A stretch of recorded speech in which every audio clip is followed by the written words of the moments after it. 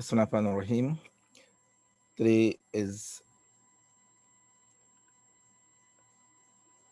Tuesday, the 20th of October 2020, and we are doing Arabic language at the Barak Badawa Foundation, and this is the level 1 class. So inshallah we'll be continuing from where we had left off last week. And if you all can recall, we started the whole topic of the different types of sentences. So we're going to take it from that point. We did the nominal sentences, and then we went on to Professor Abdul Rahim's book, in which we applied the laws of al, that is the definite article. So today, inshallah, we want to do a quick revision of the types of sentences again. We would do the nominal sentences, a quick run through, but we want to get into the verbal sentences. Okay, so I'll just be going through these slides. Last week we went through it already, so that we can just get a quick preview of the nominal sentences all over again. So you mentioned that there are two types of sentences in the Arabic language. The first being jumla ismiya, jumlatun ismiya, which is a nominal sentence. Such sentence starts with a noun or a pronoun, and then we have jumla fi'liya, that is the verbal sentence, a sentence which starts with a verb. We indicated what a noun is, which is the name of a person, place, animal, or thing. A pronoun replaces the use of a noun. We indicated that a nominal sentence, it has two main parts. We have the subject and we have the predicate. Subject, predicate. We have is, our, that remains understood between the subject and the predicate.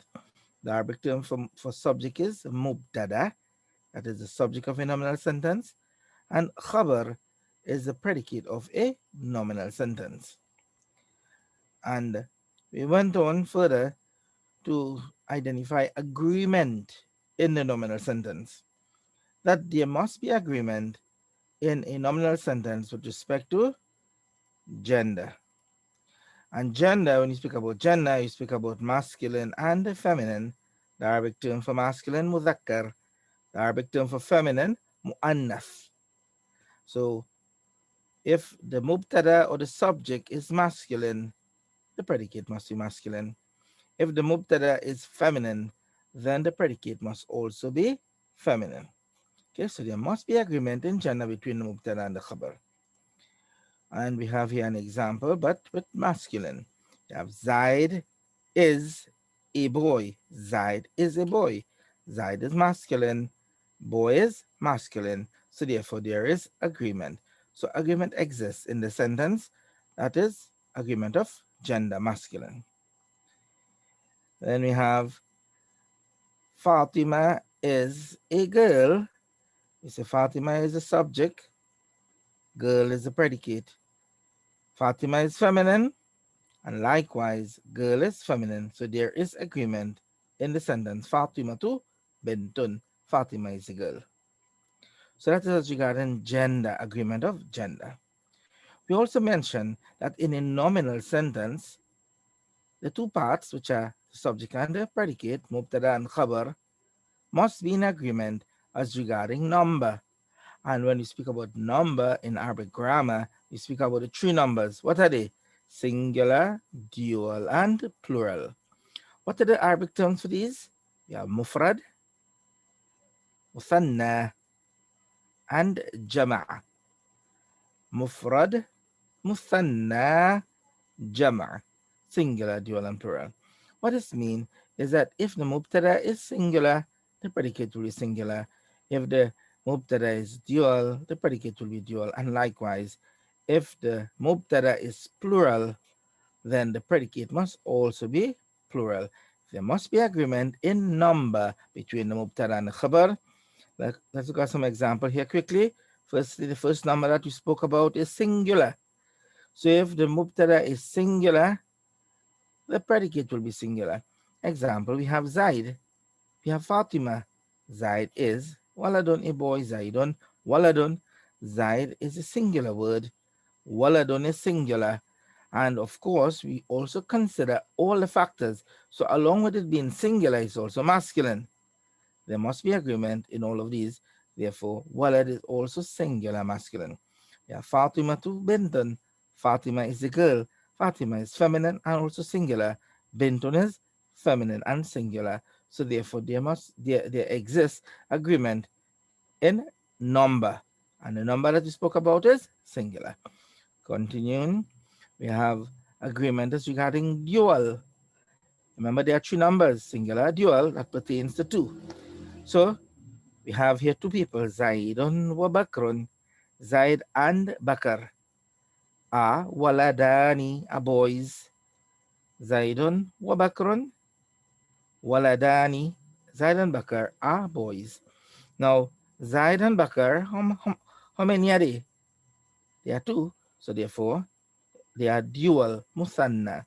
They're also masculine. So therefore, the predicate must also be dual masculine. So we have the word waladani. And I told you all last week, we add ani to the singular word, and that word becomes dual. So waladun plus ani equals waladani, which is the dual form. We have Fatima to Zainabu. Fatima and Zainab. Fatima is feminine. Fatima and Zainab, how many? Two. So therefore it is dual, feminine dual. So the subject and mubtada is feminine dual. The predicate must also be feminine dual. The word for a girl is bintun. What did we add? Ani. It becomes bintani. So Fatima too was Zainabu, bintani. Fatima and Zainab are girls. And here it is dual feminine as well. There is agreement with respect to um, number of dual. We have also agreement as regarding plural. So we have here the plural, and the word for plural in Arabic is jama'. Zaidun wa Bakrun wa Umar. How many? Three. Fatima two wa Zainab wa Amina. How many? Three. So remember we mentioned that three plus, right? Three and addition, four, five, whatever, they are considered to be plural. So we have the first one, Zaid wa Bakr wa Umar, awladun. Zaidun wa Bakrun wa Umaru, awladun. Zaid, Bakr, and Umar are boys. The word awladun is the Arabic plural word for walad. Waladun, the plural is awlad. So therefore there is agreement. There is agreement here of masculine plural, and the predicate is masculine plural as well. So there's agreement. Then we have Fatimatu wa Zainabu wa Aminatu. Fatima, Zainab, and Amina. Banatun are girls. The word banatun is the plural of bintun. A girl, banatun is the plural. Is there agreement? Yes. Plural, feminine. Banat is plural, feminine. So therefore there is agreement there again. So moving on, we speak about agreement and of gender. We spoke about agreement of number. There is also the need to apply the correct case. As we spoke to you all last time, case refers to the function the word plays in a sentence. A case becomes applicable to it, which guides us as regarding the vowel to be used. So these are laws that we need to learn. So you'll say the subject, the mubtada of the nominal sentence exists in the case of rafa, and rafa usually takes dhamma. So therefore we'll apply Zaidun. We'll apply Fatima too. Okay, the same thing is considered. Then we have the predicate. What is the case of the predicate? The predicate, we have the word walad, we have the word bent. The predicate also exists in the case of rafa, which usually takes dhamma. So therefore you will say waladun. Zaidun waladun. Zaid is a boy, Mubtada and Khabar, both of them existing in the case of Rafa with Dhamma. Yeah, Fatimatu Bentun. Fatima is a girl. Fatima is with Dhamma, Bentun is with Dhamma. That is because they are both existing in the case of Rafa. Moving on again quickly, and we had touched on the dual, right? The dual, the dual is formed by adding ani. So you have Zaidun wa Bakrun, Zaid and Bakr, Waladani. This here represents the case of Rafa, right? Ani ending. So you have Fatimatu wa Zainabu Bentani. Basically, it is to inform you that the singular waladun plus ani gives us waladani. Bentun plus ani gives us bentani. And these form waladani, bentani. They are the dual form, two boys and two girls. Moving on. Um, we have cases as well that will be applicable to the dual, that is like waladani and bentani, just that we did here, as well as plural nouns, plural of words. We would not deal with that right now, but inshallah, in further classes, we would, in fact, touch on all of these. You'll be able to identify different plurals. You'll be able to apply the different cases for the plurals. So let's not do that right now. So we want to move on here, inshallah. And these here, that is basically what we would have done as regarding nominal sentence. So we did a quick review of that. Now I want you all to answer some basic questions for me. You can write it down, you can think about it and answer. First question: what is a nominal sentence? Okay, what is a nominal sentence? Simple, right?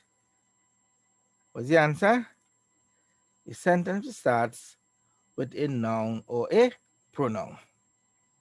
I'm sure everybody would have gotten that right. Let's go on to the next one. What are the parts of a nominal sentence? I give you a hint. It have two parts, two main parts, that is. What are these two parts and how are they called?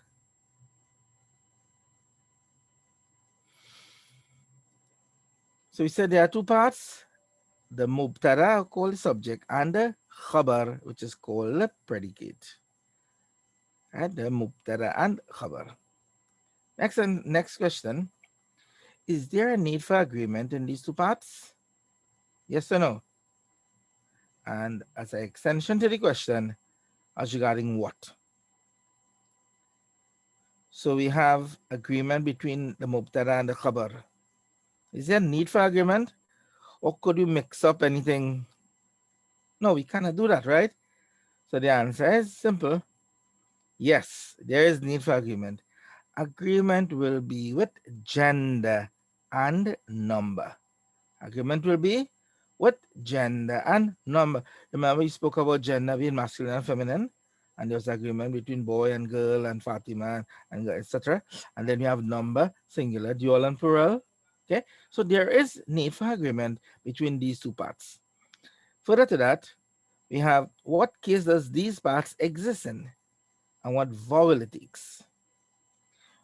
Case. What does case refer to again?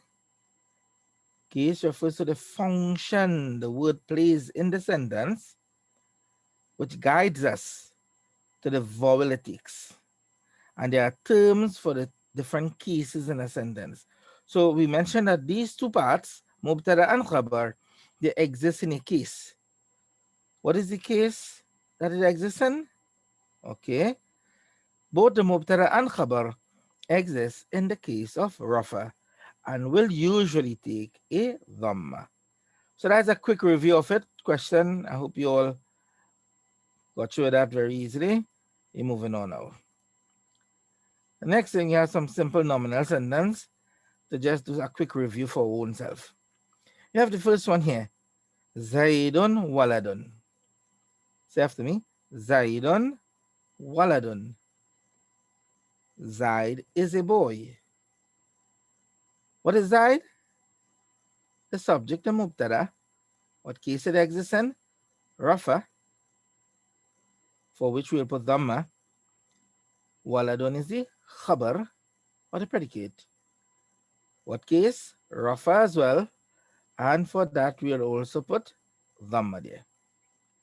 Okay? Note there is an understood is. Okay? Whatever in Arabic represent that, it is understood. It is not that it is written or read or said. Okay? Then we have the next one. Hadha kitabun. Say, Hadha kitabun. This is a book. In this sentence, Hadha is the mubtada, the subject. It exists in the case of Rafa. But there was a rule that we had indicated to you all. What is this rule? The rule was that the this hadha, it is a constant word. It is constant, meaning that there will be no vowel changes for it. What does constant mean? Constant mean doesn't change, right? So hadha, just write it here. Hadha, along with other pronouns, like for instance, we could have hua. We may have here. What is hua? Hua means he. What is here? She. Okay. All of these are pronouns. And being pronouns, they are constant, meaning that they will not undergo any change. Yes, they serve a function in the sentence. So therefore, there will be a case. And the case of it is Rafa. But because the word is a constant, we will not have like saying Rafa by Dhamma for this. So just take note of that, especially for those who are new to the Arabic. Good. Then we have the word kitabun. Kitabun is what in the sentence? It comes after the understood is. So therefore it is the predicate. Kitabun. And being the predicate, we would say that it exists in the case of Rafa. We learn the law. Mubtada in the case of Rafa, but by Dhamma. And Khabar in the case of Rafa by Dhamma. So you have your kitabun in the case of Rafa by Dhamma. Then we have the next sentence. Fatimatu mumarridatun. Fatimatu mumarridatun. Say that after me. Fatimatu mumarridatun. Fatima is a nurse. In this sentence here, we have the understood is right at this point, right? That is understood here. Fatima is. Mumarrida means nurse. Fatima is a nurse. What we consider Fatima is singular feminine. Mumarridatun is singular feminine. Now you'll see sometimes the star that comes. This star, it indicates to us that it is a feminine word at times. Most of the time, in fact. So it is known as the ta marbuta. Ta marbuta. It's a ta that indicates the feminine form. So for instance, if it took off the star, especially for professions, the word will become mumarridun. Mumarridun. Instead of saying dhotun, the tanween goes here. Mumarridun. And mumarridun will be a masculine nurse. Okay? A masculine nurse. But Fatima is feminine. We need to put the profession in the feminine form by adding the ta. So this here is feminine singular. And this is also feminine singular. So therefore there's agreement, right? So this is mubtada khabar. The third sentence, at-talibu tawilun. The word talib is student. Talib, the student, is tall. At-talibu tawilun. The student is tall. Here the word talib has the al, and last week we did an introduction to it. And so I'm showing you here again. We have a talib. Aleph joins onto the first letter.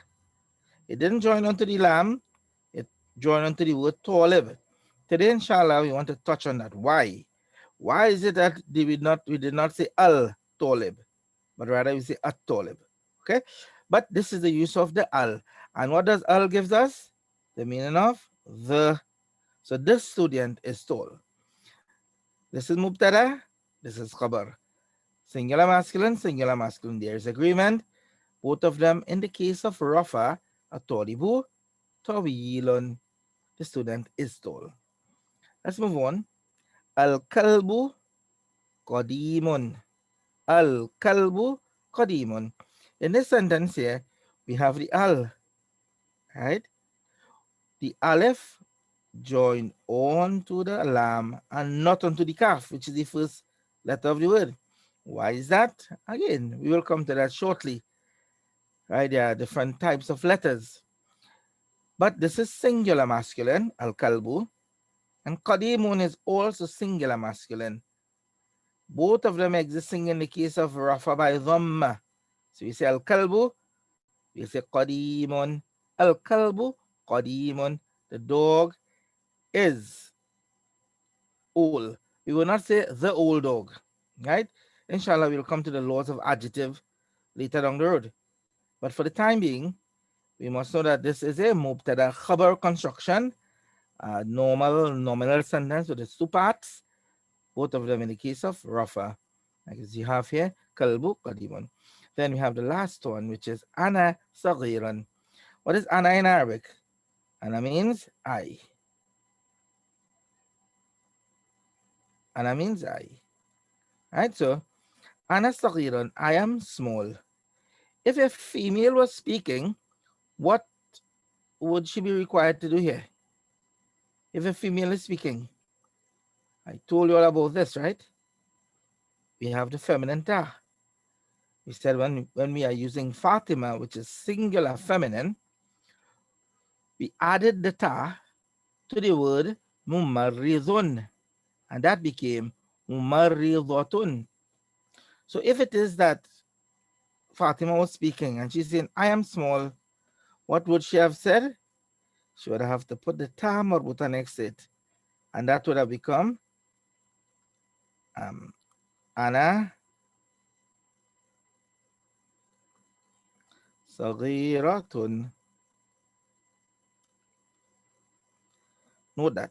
So you have ana saghiratun, I am small, and this would be for a feminine, and this is masculine. Okay, so what did we do? We added the ta marbuta at the end of it, and that made it feminine. So you learn that law as well today, which is to add a ta. How does this ta called, everybody? Ta marbuta. Ta marbuta. It is the ta that resembles the small ha. It can be written, notice how it is written here, join onto the dod in this form, or it can be written by itself, but it has the two dots. Okay? The ta marbuta is indicative of the feminine form. All right, so that is it for our nominal sentence for the while. Inshallah, as we go on, we'll have modified nominal sentences, but that is good for practice for the while. Let's move on there. So we're going on to verbal sentences. What are verbal sentences? From here, you can simply see this guy is sprinting, he's running, and here, this one is writing. What do they have in common? They are action words. So we have here jumla fi'liya. The verbal sentence begins with a verb. That is straightforward. Verbal sentences begins with a verb. And with verbal sentences, we need to ask the question, where is the verb? In the English sentence, the verb is somewhere within the sentence. It doesn't really start. From Arabic, it starts a sentence. But in English, It is somewhere along the line. We'll say, for instance, the man ate food. What is the verb there? Ate, which is coming at the second word. It started with the man. So when considering verbal sentences and nominal sentences, we look for the action word within the sentence. So, like for instance, the man ate food. Ate is a verb. Therefore, we would consider the structure of the sentence being a verbal sentence. If it is that the English sentence just only had is, are, or am, we can simply say it is a nominal sentence. Like for instance, Zaid is a student. Zaid is a student. In that sentence there, Zaid is placed where? Before the is, a student comes after the is. So therefore that which comes before it is the subject. That which came after is the predicate. That's a nominal sentence. For a verbal sentence, we need to identify the position of the verb within the English sentence and then apply it. Now, a verb is an action word, such as walked. Is this present or is this past? Past tense, it already happened. He walked. So therefore that's the past tense. Running, running. This is happening now. So therefore it's the present tense. Will eat. Will eat. It is a verb, right? But it's the future tense. The verb is associated with time. And this is what we call tenses, right? An action which is completed is called past tense. Example, walked. In the Arabic, we'll say al-madi. Say that everybody. Al-madi. Al-madi, which is the past tense verb. And a verb, yeah, first of all, it is an action which is completed, it's called past tense. An action which is not yet completed is called al-mudhari'u. Say that? Al-mudhari'u. And the reason why it is not yet completed, either because it is presently taking place. Example, running. Is he finished running, is it? No, he is still running, so it is not yet completed. That is what we call the present tense. Example, running. Or it will take place in the future. And because it is in the future, has not yet started, it is called a future tense. So we distinguish it basically. Is it completed? Not yet completed. So if it is not yet completed, it can be because it is taking place right now. It haven't finished, or it will take place in the future. It has not yet completed. So both the present tense and the future tense in Arabic are represented by one form, which is called mudore. So in English, we would have, walked, is walking, will walk, eat, is eating, ate, is eating, will eat. Okay, past, present, and future. In Arabic, we would have two main forms, which is the past tense and a form that is known as the present future tense form of the word. Okay, the present future tense form. Let's move on here. So the verbal sentence structure. I want you to look at the example here and let's think about it first. Zaid hit Bakar. Zaid hit Bakar. What type of sentence is this? Is it nominal or is it verbal? We'll firstly say we need to look in the verb, we look in the sentence. Is there is our arm? No. You see in a verb, an action word hit. So it's a verbal sentence. Hit is the action word. If we have hit in the sentence, then we need to start to think verbal sentence structure. Now the direction of the Arabic sentence is from right to left. From right to left. So we have firstly, the first thing that comes in the sentence is the fi'l or the verb. The what? The fi'l. So everybody say this for me. Fi'lun. Fi'lun means verb. Fi'lun, verb. So the positioning of the the different parts of the English sentence is important. We need to Arabicize it, so to say, right? So you put the verb first. And this is the reason why we'll say that a verbal sentence starts with a verb, because we convert now this structure, take this noun, put it afterwards, put the verb in the beginning, and the Arabic sentence begins with a verb. Okay? Example, the verb ضرب. Anybody know what ضرب mean? It means hit. What does it mean? Hit. So therefore, hit, as we see here, hit is placed first. Then what comes next? We have the fa'il. So fa'il is the verb. The fa'il refers to the subject of the sentence. So who is the subject? How can we find out what or who is the subject? It's a simple question that we ask. We ask the question, who or what did the action? What is it that you'll ask? Who or what did the action? And the answer becomes the subject. So in this sentence here, Zaid hit Bakar. What is the question? Who hit Bakar? And the answer will be Zaid. So Zaid is the subject. Zaid is the subject of the sentence. And we'll have the second part of the sentence. So how does the sentence start? It starts with a verb, then followed by the subject. So we structure it and say hit Zaid, and then it comes the object or the maf'ul. So how do we know what is the object of a sentence? We ask the question, who did the subject hit? What is the subject? Zaid. Zaid is the subject here. So we ask who or what did Zaid hit? And the answer will be Bakar. So Bakar becomes the object of the sentence. So let's look at this here again, the terms. And this is your basic verbal sentence structure.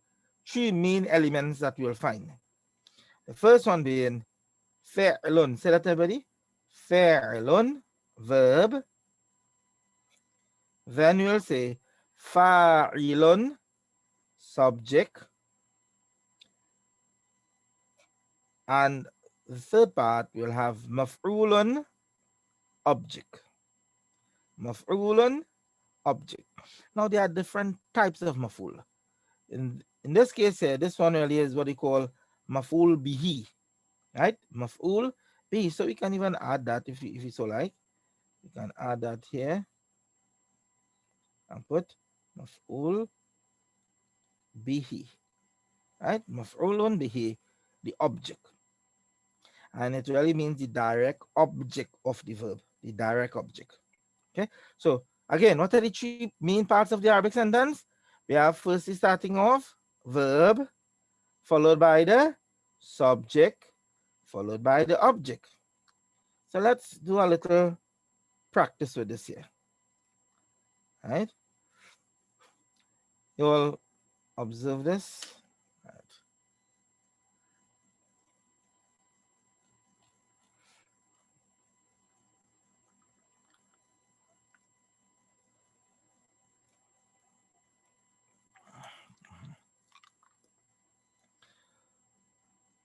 So we have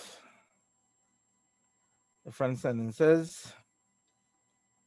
Number one, I'm going to write English sentences for us to analyze. Whether you know the Arabic words or not, it doesn't really matter for this exercise. Okay? The minister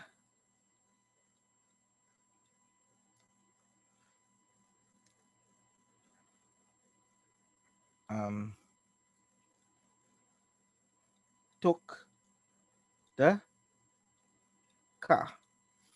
Now, I am not mentioning this in any particular reference to anybody, eh? So this is not a political class. Okay? The minister took the car. Let's analyze this. What are we looking for in a sentence to distinguish the type of sentence?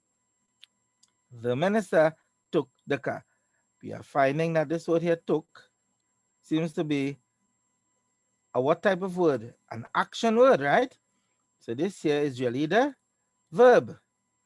And we can even analyze what type of verb it is, because is the action completed? Yes.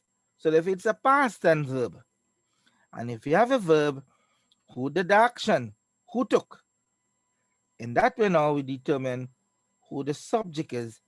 So therefore the subject will be the minister. Then we ask, what did the minister take?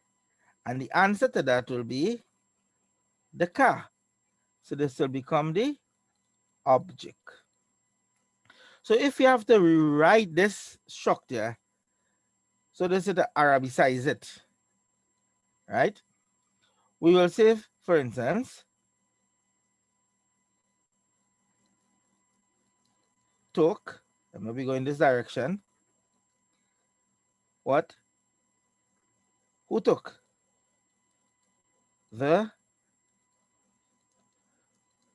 minister. And then continuing in this direction, it would be the car.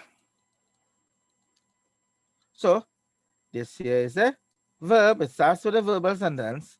Verb, yeah, the verbal sentence starts with a verb. Who did the action? The subject. And the car will be the object. And if you could remember the Arabic terms, what is took? The fi'l. What's the minister? The subject is called the fa'il. And the car will be considered the maf'ul. Okay, so that's the first sentence. Let's consider the second sentence.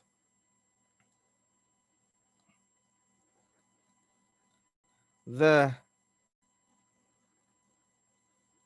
woman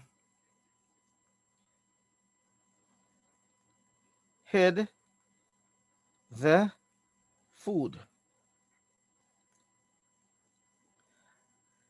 The woman hid the food. So in this sentence, we look again. Is there a verb? Yes, hid is a verb. To hide, right? So it's a verb. Who hid? The woman. So the woman will be considered the subject. What did the woman hid? Food. So therefore, this is the direct object. So we have the woman hid the food. How would we put this in Arabic? Okay, we will say hid. Then comes the subject. What? The woman, and followed by the food. And we have the structure there. Number 3.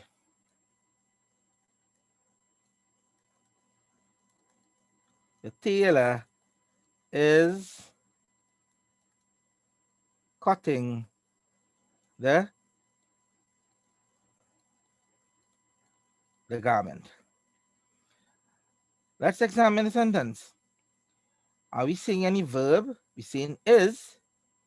So is this a nominal sentence or is it a verbal sentence? What would you say? Nominal or verbal? If we didn't have a verb coming after it, which is cutting, then we would have said the tailor is the garment. And that, I mean, it doesn't really make sense. But if someone asks us to translate, you just translate, right? But we have a verb coming after is or am. And there's something that we need to consider. If we have is, are, or am, right, followed by a verb in what form? The present or future tense, then it will become a verbal sentence. So in this particular case, we have is followed by the verb. This is still a verb, present tense verb. Who cut? Who is cutting? The tailor. So the tailor is the subject. What is the tailor cutting? The garment. So therefore this is the object. So what would you say? The verb comes first. Is cutting. That will be followed by who? The tailor, followed by the garment. You follow? So this would be our structure for the verbal sentence. This is different from if it is that we had, for instance, we said um the man is tall. Okay. Number 4, you say the man is tall. In this sentence, it's a straightforward case. We have is coming in the sentence, right? And this is now just followed by an adjective, another, an adjective. One noun, as the case may be, the man is a doctor. Okay, you can have a doctor here. Okay, or the man is, and next way you can have it if you have like a prepositional phrase. Yeah, for instance, the man is in the room. All of these mean that it is followed by an understood noun or an adjective. It will be considered as the copula is our and that which comes before it, which is the man, this will be treated as the subject. But subject not like we have for the verb, This will be the mubtada. Mubtada. We have the verb, and what comes after the verb will be considered as the predicate. Or we call this the khabar. So you have the man is tall, or the man is a doctor, or the man is in the room. Of course, we'll soon do the laws of in, which is really a preposition, but it will be in nominal sentence. So our structure would be the man, and then you have the understood is, or and then it would be tall or doctor, or the following with the sentence, is in the room. Right, so this is just we need some practice to be able to identify verbal sentences from nominal sentences. So getting back to our topic here, we have the fi'l, fa'il, and maf'ulun bihi. Okay, so everyone say once more: fi'lun, verb; fa'ilun, subject; maf'ulun bihi, object. And the sentence Zaid hit Bakar, we'll have Zaraba, which is the verb, usually 3 letters. There are, of course, more, there are different forms of the verb, but the main ones we will find that they are mainly like 3 letters, really, right? So you have Zaraba, hit, you have Zaid hit. Who did he hit? Bakran. I would like you all to observe for me. Observe the final vowels of the subject and the object, right? And you will see that there are some laws that we need to keep in mind. You can quickly observe and see Zaidun. What vowel does it take here? Dhamma. Whilst Bakar, it takes a tanween. Bakran. Zaidun. Bakran. Is there a reason why there's a difference? We say yes. Based upon the different structure. And as I told you all, words play different functions in a sentence. This function right now for Zaid is that Zaid is playing the function of the subject of a verbal sentence. And there's a law that goes with him. Likewise, Bakar, he is playing a function in the sentence. What function is he playing? He is playing the function of the object of the verbal sentence. And being the object of a verbal sentence, there are certain laws that governs the word. So let's look at some of these laws here. So first of all, we have the verb, the fi'l. We say past tense verbs are constant. Look, this word coming back again. We mentioned about constant in the last slide, right? When we were dealing with the pronouns, right? So pronouns are constant. Likewise, the past tense verbs are constant. And why we are not even going to ask about case here then, and it will not take any case. Okay. What about the subject? Zaidun. Is that a constant word? Say no. The subject file will take its final vowel as dhamma. And I'm sure everyone is able to see that. Zaidun. Right? Take the final subject as dhamma there. And will exist in the case of rafa. You see, so therefore rafa usually takes what vowel? Dhamma. So to make Zaid the doer of the action, we apply Dhamma to him. So if you want to make another person, let's say Khalid, hit, what would you say? Zaraba, Khali, Dun Danodin. Khalidun. Khalid hit now. Right? If you want to say Umar, we say Zaraba Umaru. Right? Dhamma in the ending. If you want to say a boy hit, what would you say? Zaraba, Wala, Dun Danodin. We'll say Waladun. So that the function the word plays is now that of the subject, the file of the verbal sentence, which exists in the case of Rafa, and Rafa will take Dhamma. Right? That's the real breakdown of the grammatical aspect of it. It comes automatic after a little while. But you have to know, as a student studying Arabic, this is the reason why we are going to take Dhamma there.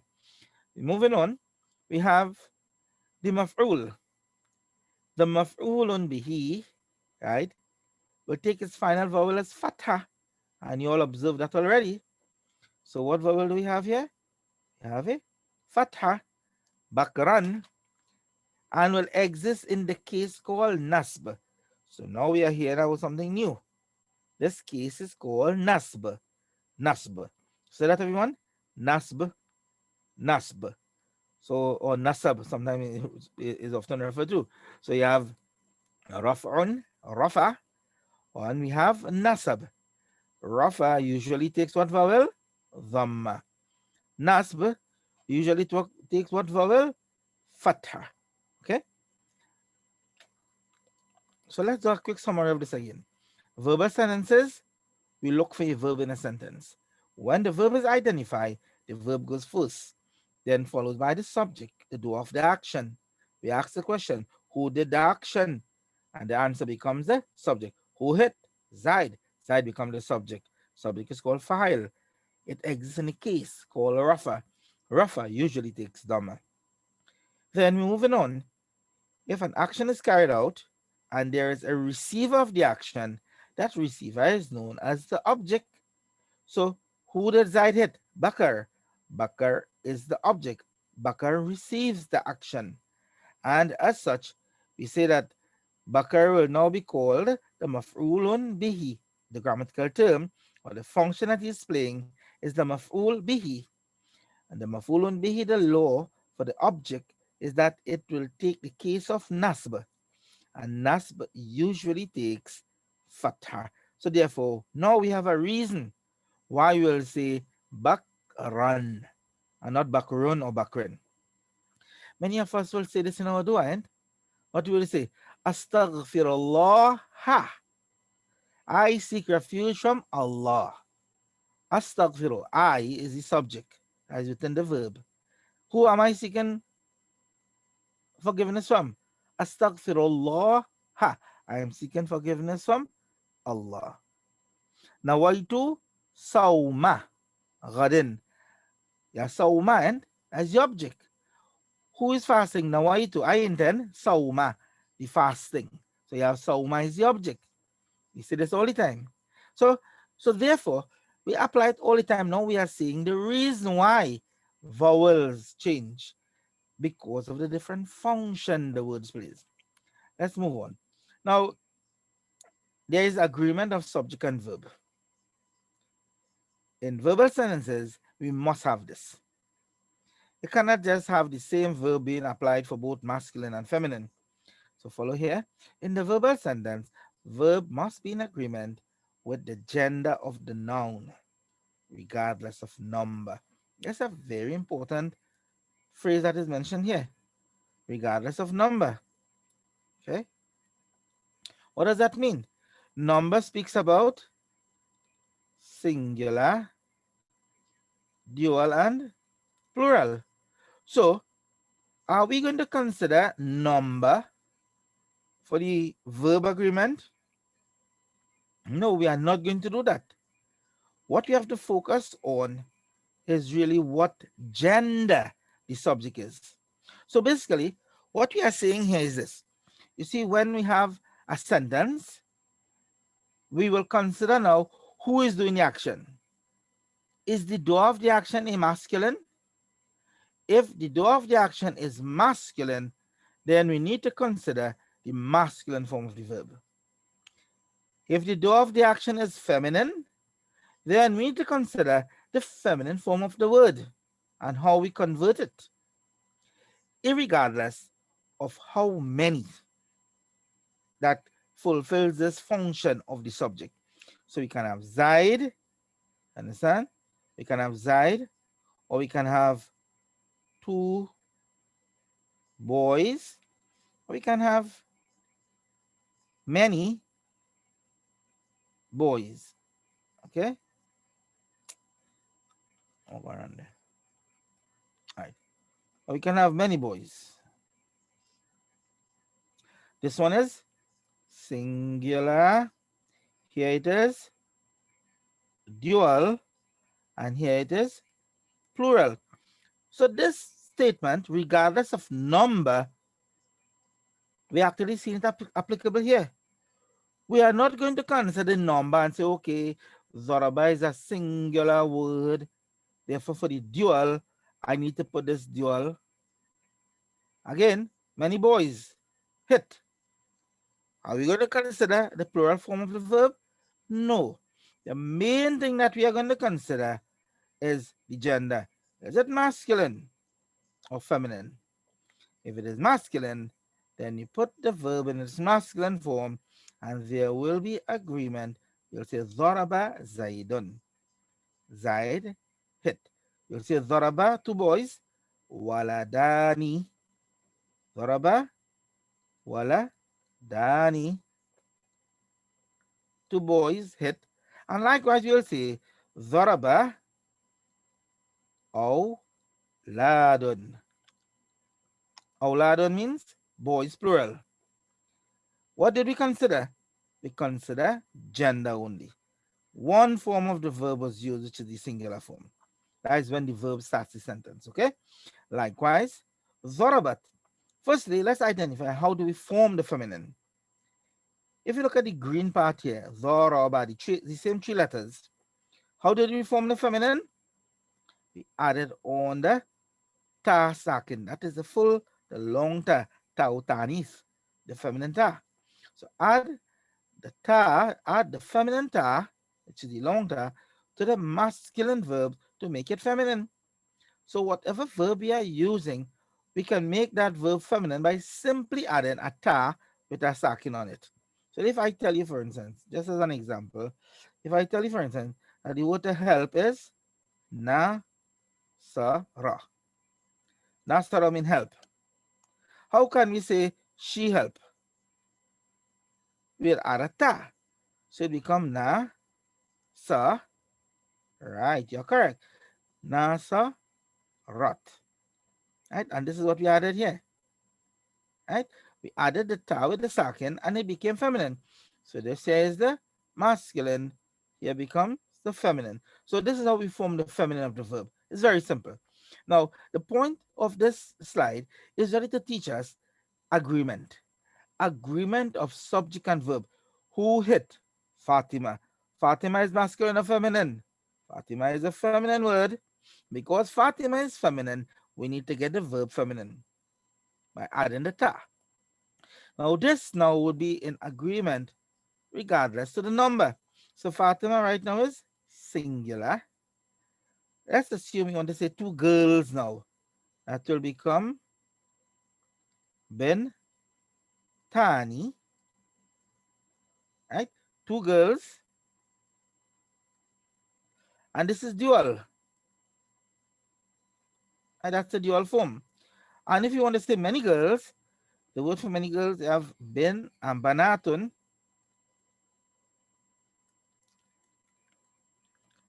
Right? This is many girls, it is the plural. It just you could simply say girls, right? I'm just emphasizing the part about the many. And this here is plural. So if you want to say two girls hit, we'll still say Darabat. This will not change. Darabat Bintani. You want to say many girls hit. What would you say? Zorabat banatun. Many girls hit. Okay, so as regarding the agreement, let's look at this here, the same thing, but I wanted for you to see it in one place. Let's look at each of them quickly here. And the formation of the, well, let's first start have the formation of the masculine to the feminine. So these are some words. You can see this in your basic Arabic grammar book, right? We send a link for it, and or you can purchase it. It's sort of a reddish purple book, basic Arabic grammar. You'll have these words here. So we have the word fataha. Fataha means he opened. He opened, right? He opened. He opened. How do we say she opened? We had the ta. Fatahat. She opened. So we'll say fataha Zaidun. Zaid opened. But we'll say fatahat Fatima. Fatima opened. Dhahaba. Dhahaba. Three letters. Dhahaba means went. So we have Dhahaba Zaidun. Dhahaba Zaidun. Zaid went. But we will say Dhahabat Fatima to Fatima went. Then we will say Jalasa. Jalasa. Jalasa. It means he sat. Jalasa Zaidun. Zaid sat. We'll add the ta and it become Jalasat. Jalasat Fatima. Fatima sat. The word Nasara means helped. He helped. Nasara, Nasara, he helped. We will say Nasara Zaidun. Zaid helped. But we will say Nasarat Fatima too. Fatima helped. And we added the ta. Zoraba, we know this word, it means hit. We'll say Zorabat. She hit, right? Zara, he hit. Zorabat, she hit. Then we have Sami'a. Sami'a means he heard. Sami'at, she heard. Now we know in Salah, what do we say? Sami Allahu liman hamida. Who hears? Allahu. And what do we say? Sami Allahu. What does this Dhamma here indicate to us? Allah is the door of the action, and Allah hears. Allah hears. Liman hamidahu. Allah hears li to man, that person, hamida, who praises him. Okay, but don't take on this too much here. Just the thought just came about. So Samia, he heard. Samia Zaidun. Then we have Samiat Fatima. Fatima heard. Nadara, Nadara, he looked. Nadara Zaidun. But we will say Nadarat Fatima to Fatima looked. So this is the formation of the feminine from the masculine form of the verbs. And basically you have the agreement being shown. Daraba Zaidan Bakran, one person, singular, Zaid. Right? Daraba Zaidan. Zaid is masculine singular. And the same thing we mean, Bakran. Let's go to the next side. Now we have two people, Zaid or Umar. We still have Daraba. Daraba Zaidan or Umar. Zaid and Umar hit Bakar. So we have a dual, masculine dual, the same form of the verb. That's the main point here, really. Right? Dual masculine. And the third thing is the plural. We have Zaraba al-awladu. The boys hit. Zaraba al-awladu. The boys hit. Okay? The boys hit. Bakran. Bakran, we mean the same. So what we learn is that there is agreement between the subject and the verb as regarding gender, regardless of number. Right? Number, singular, dual, and plural. Same Zaraba being used. All right, we'll just conclude in about 2 minutes. We started at, I usually stay 1 hour. So we started at 6:35 or so. So we just want to conclude here, right? Continuing. Agreement of subject and verb again. Singular feminine now. Remember, we changed the verb from Zarabat to Zarabat because Fatima is the subject. Who hit? Fatima. So Zarabat, Fatima too. How many people hitting? One. Feminine is feminine, singular. Zarabat is used. What do you think if we have more than one subject there for Fatima? With Fatima. Fatima and Zainab now. Fatima to Zainab. We'll say what? Darabat Fatimatu wa Zainabu. Fatima and Zainab hit. Now Fatima and Zainab, how many? Dual, two. So therefore this, the feminine dual, Darabat remains the same because agreement is only with gender, not with number. And then if you have girls, which is the plural, we'll have the subject as feminine plural. Feminine plural as we see. Okay. So Banat, many girls, Zorabat remains the same because it does not change as regarding number. Right? Once it starts a sentence, it will not change regardless of the change of the number. Now, we indicated something before, and I just want to touch on this, and this would be the last slide, the last thing for today, really. And that is we have the case of Rafa. How many things so far have we applied the Rafa to? Hmm? And we say Rafa usually takes the vowel Dhamma, whether it be a single Dhamma or Tanween. Rafa, it in English grammar will probably be considered a nominative case. And in Arabic, what indicates Rafa first? It usually takes a Dhamma, right? This becomes applicable to one, Mubtada. So when a word functions as the mubtada of a nominal sentence, the subject of a nominal sentence, it will be in the case of Rafa. Likewise, what again would be Rafa? Khabar, the predicate. Predicate of a nominal sentence as well would be Rafa. Remember when he said Zaidun Waladun? Zaid is a boy. Both Zaid and Walad, they are both in the case of Rafa. And then we did the third thing just now there, which is the file, the subject. Subject of a verbal sentence. Remember, subject of a verbal sentence is a different term for subject of a nominal sentence. What are the three things that we learned as regarding the verbal sentence? You all can remember? You have fail, sorry. You have fail, file, maful. Fa'ilun, file, maful. So the file is the subject of the verbal sentence. Right? So the third thing is file, subject of the verbal sentence, will also exist in the case of Rafa. That's the reason why we'll say Dharaba Zaidun. Right? It takes Dhamma. Then Nasb. We did Nasb, and what we have done so far is simple. Nasb is called the accusative case, usually takes the vowel Fatha. Right? Usually takes the vowel Fatha. Now this becomes applicable to Maf'ul. Going back here again, the Maf'ul, what vowel did we use? Fatha, because it takes the case of Nas. So this is really a summary of the cases applicable to Maf'ul, object of a verbal sentence. So anytime you have a receiver of an action, the vowel that become mostly applicable will be a Fatha to it. And then we have Jar. Well, you all have not done this as yet, right? Probably in, if not next week, the following week, we'll be doing some of these stuffs. So I'm not going to get involved in these right now because simply say there are three cases of nouns. We know Rafa already. We learned Nasb today. And probably next week or the following week, we'll go into what is called Jar or the genitive case. And basically what cases mean? Okay, there are different functions the word plays in a sentence. For the different functions, there are guides to tell us what vowels and so on it's going to take. And that's what we call cases. Right? So in Arabic, you have Rafa, you have Nasb, and you have Jar. MashaAllah. So that is where we are.